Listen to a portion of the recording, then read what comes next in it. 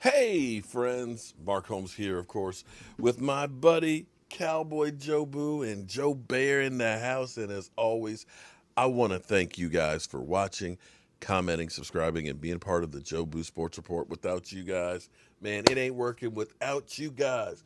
So let's get open for business here and let's wake up those football gods, shall we? Welcome to Joe Boo's Investigative Reports, because here's what we got for you. You know what? I like to dig a little deeper, okay?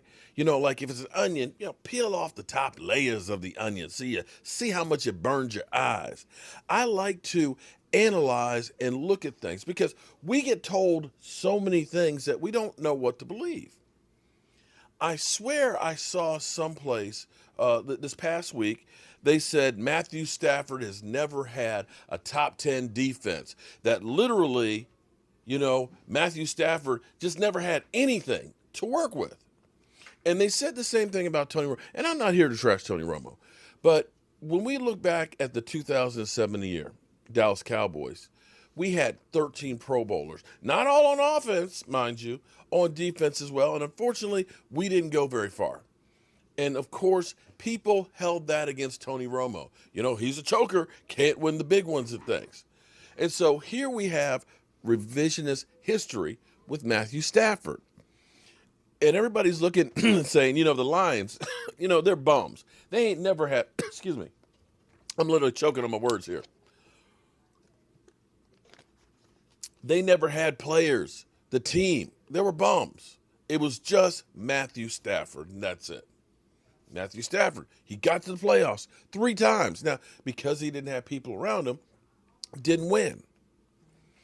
Interesting thing, though, as Joe Boo reports, doing its investigative work, because you have to understand. I don't know who you are. I don't know what you want. If you are looking for ransom, I can tell you I don't have money. But what I do have are a very particular set of skills. That I do have, a certain set of skills, because there's a big lie that's being told when it comes to Matthew Stafford and the Lions, okay? Here's the thing. When you're told about the Detroit Lions, and your thoughts of the Detroit Lions are, they don't have players. Poor Matthew Stafford. Let's go back, shall we?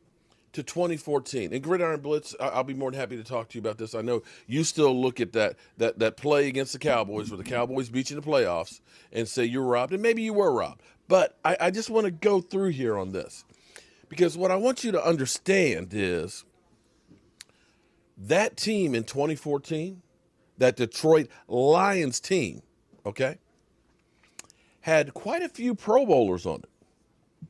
Calvin Johnson, who will be going into the Hall of Fame. Megatron. He was throwing to Megatron. That team also had a man who's been on this show, Pro Bowler, Glover Quin. That's a defensive player, right? Of course, Matthew Stafford was a Pro Bowler.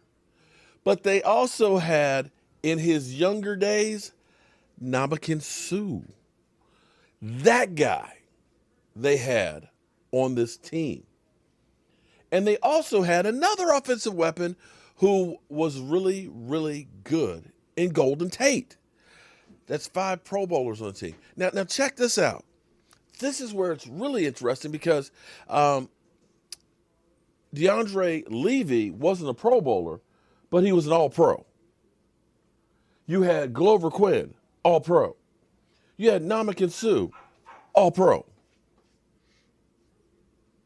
Wait, there's more. If we go to, ooh, baby, I love this. If we go to Pro Football Reference and we look at the statistics and the rankings, something very interesting happens. When we look at the defense that the Detroit Lions had, I didn't even realize this. They were number 3 at points scoring defense. They averaged giving up 17.6 points a game. 17.6 points a game. That's it.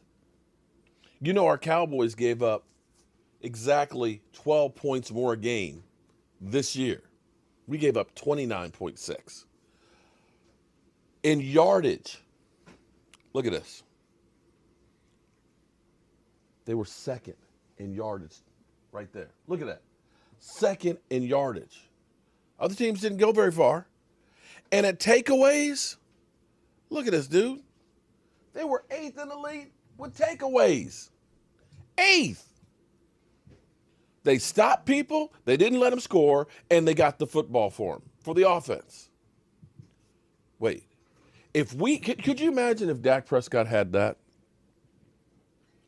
Could you imagine if we gave up 17.1 points a game?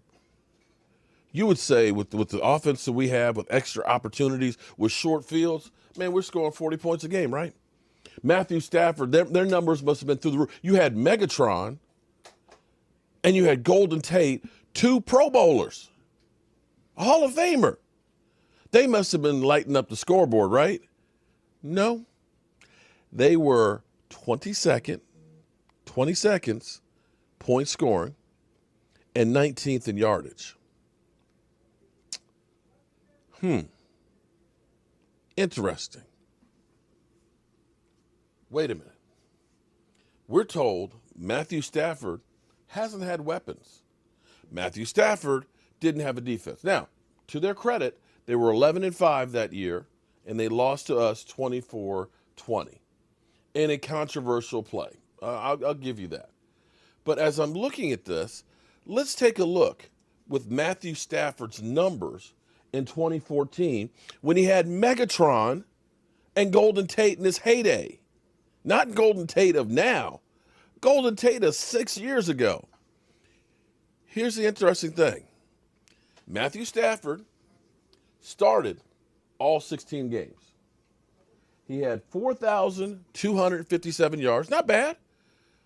His completion percentage was 60.3.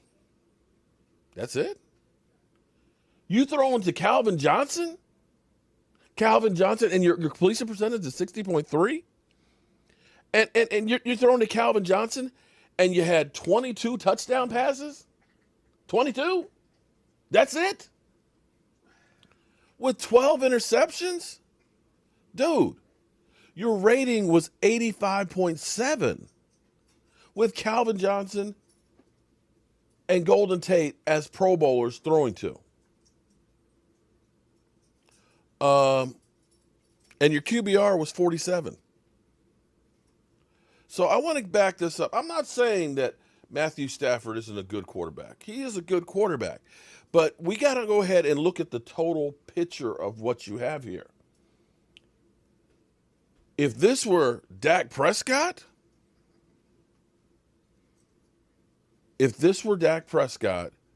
we would be killing him. We would literally be, oh, hell no, he's a bum. Because let me dig a little bit deeper for you on this too. You had Calvin Johnson and a young Golden Tate, and you averaged 7.1 yards per completion. I can't explain that one. Calvin Johnson is a generational wide receiver, a dominant wide receiver. You had the number 3 defense in the NFL. You had a defense that was taking away the football, and you only averaged 20.1 points a game. Sorry. This is the big lie that's been told to you, that he never had a defense and never had players around him. It's not true. It's not true. I'm going on the record to say that we're going to look back at this a year later and say, don't, for the Rams, that this is the Herschel Walker trade. This is the Herschel Walker trade that may propel the Lions to relevance. Prove me wrong. I'm Mark Holmes, and thank you for watching Joe Boo Investigative Reports. I'll see you soon.